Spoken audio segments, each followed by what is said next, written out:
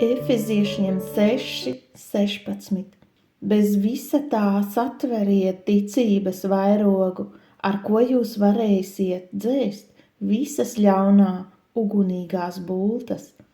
Mans kungs, es tevi slavēju par atbrīvošanu, ko tu man piešķīri caur Jēzu Kristu. Viņā es esmu atbrīvota no visa ļaunuma sekām un traumām. Viņā man ir dzīvība un miers.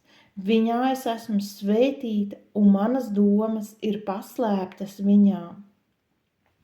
Tavā vārdā es salaužu katru spēku, kas grib mani ietekmēt ar dažādiem attēliem manā prātā un manī radīt sajukumu un briesmu sajūtas. Katrs lāsts ir salauzts un es esmu svētīta ar visa veida svētībām. Esmu tik laimīga, ka pazīstu tevi. Es tevi slavēju, mans Dievs, par ticības vairogu, par šo vairogu, kas man pieder. Es varu apdzēst katru ļaunā ugunīgās bultas.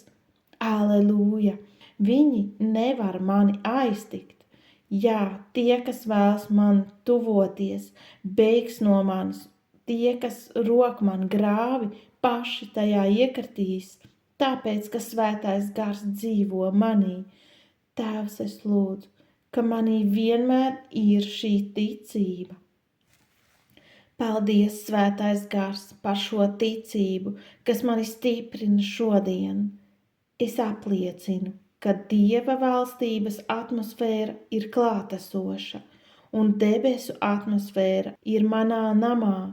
Es pasludinu, ka Dieva godība un spēks ir pār mani. Dievs man dod ieročus un aizsarga līdzekļus. Jēzus Kristus vārdā es esmu piepildīta ar dedzību, spēku un drosmi. Ak, dārgais Jēzu, paldies Tev! Es nevēlos būt salauzta, es nevēlos būt izmisusi, es atsakos būt visu laiku bezpalīdzīga. Es vēlos celties un es Tevi lūdzu, ka Tu mani stiprini. Es zinu, ka tas nav ar fizisku spēku, ne ar varu, bet ar Tavu garu. Es ticu, ka Tava žēlastība manā dzīvē ir daudz pārāk par to, ko es vispār lūdzu.